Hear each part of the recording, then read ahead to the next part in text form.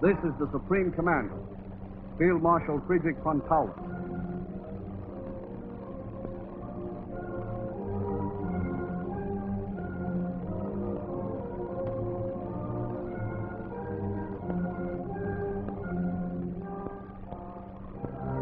On the order of Marshal Stalin, salvos of 240 guns in Moscow celebrated the liberation of Stalingrad.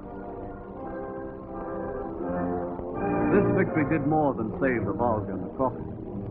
It decisively broke the last great German offensive, and together with the victories in Egypt and in the Pacific, it forever shattered the legend of German and Japanese invincibility. Dimly, still in the distant future, the end of tyranny could now be foreseen.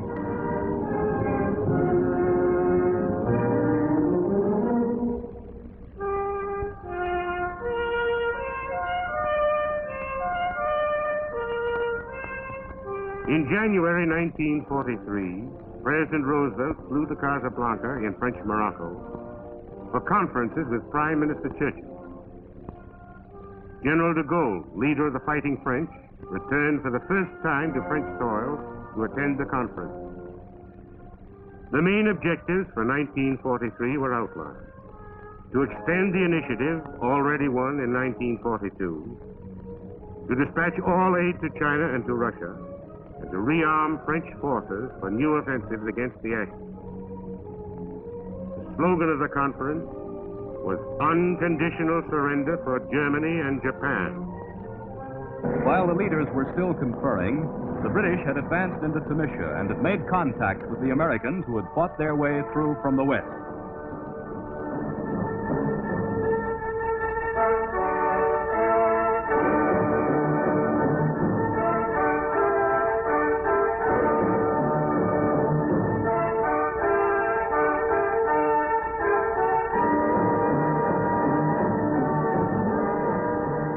This is General Eisenhower, Supreme Commander of the Allied Forces, greeting General Montgomery, leader of the British Eighth Army. The British continued to hammer their way up the Tunisian coast. The German commander drew his reserve south to face their assault. But a sudden attack in great violence from French, British, and American troops along the whole line smashed through the German defenses.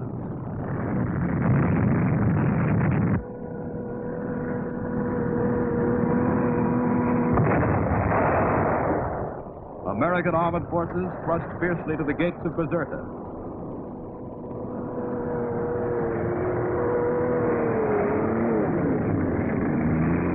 By May 12th, it was all over.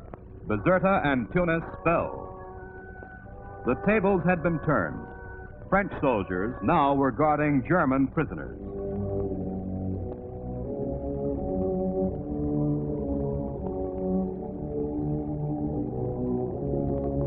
Germany paid dearly for the Tunisian campaign.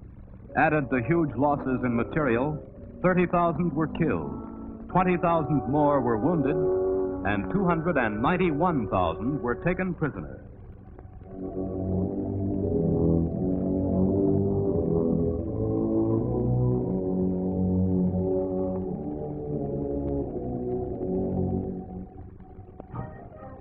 Tunis was the first important French city to be taken from the Germans. The people celebrated their long-awaited freedom.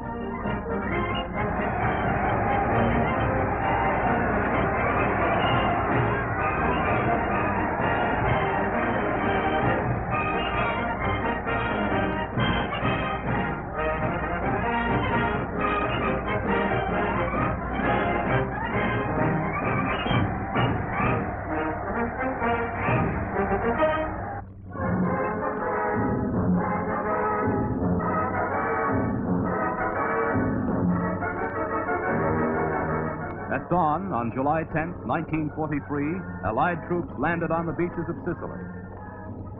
With this first penetration of Italian home territory, the fascist government of Italy collapsed. Benito Mussolini, who had been dictator of the Italian people for 21 uninterrupted years, fell from power. On September 3rd, United Nations forces invaded Italy itself.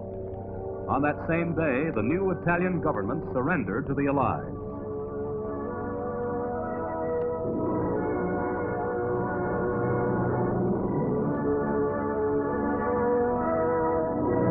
The bulk of the Italian fleet, in accordance with the armistice terms, escaped the Germans and surrendered to General Eisenhower and British naval officers at Malta.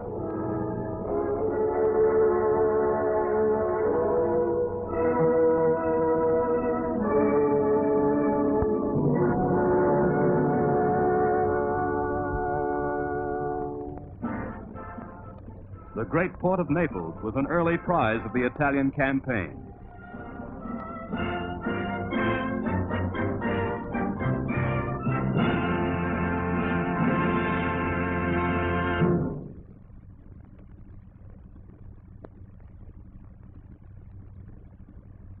The most valuable acquisition of the fighting in Italy was Foggia, captured by General Montgomery's Eighth Army. With its elaborate network of airfields, Foggia gave the Allies, for the first time, bases within easy reach of German installations and war factories in southern Europe. Britain in the west was already a gigantic air base, from which thousands of bombers and fighters were attacking the Germans by day and by night.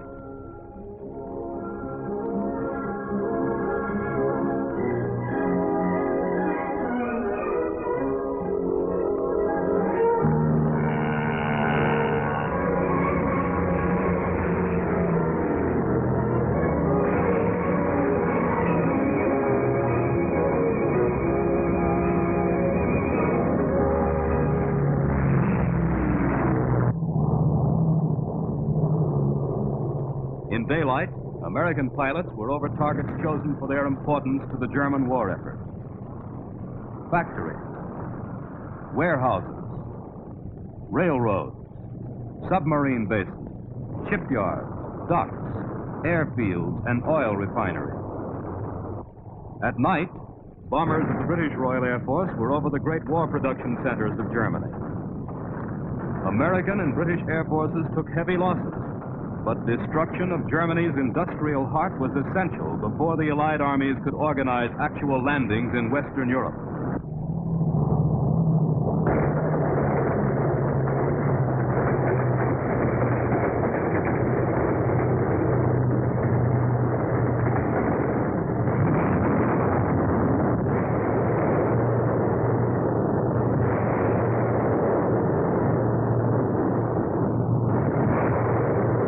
And most important, the power of the German Luftwaffe had to be destroyed. On the ground, by fighters and attack bombers.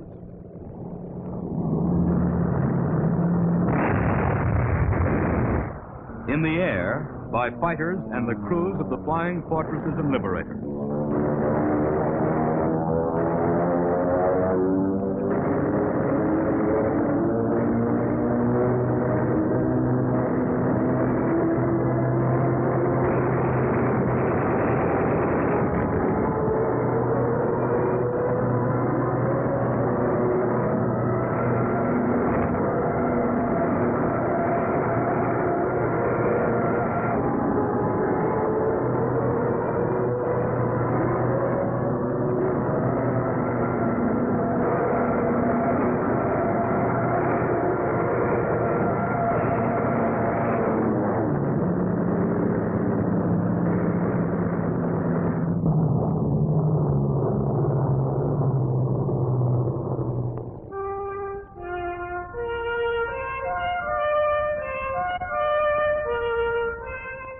The Russians, early in 1943, had launched another powerful offensive. They drove across the great rivers of Russia. From Stalingrad, they smashed the Germans back from the Volga, across the Don, the Dnieper, Dniester, and the Prut, to the Carpathian Mountains. In 6 months' time, they regained territory the Germans had spent 2 years and millions of lives to take. If you enjoyed that, you may enjoy some of my other World War II videos. I have 3 World War II playlists, one of general videos, one with newsreel footage, and another concentrating on the efforts of women during World War II. Check out my channel for other interesting videos on a variety of topics, and subscribe because we'll be adding lots of new video, including new World War II footage.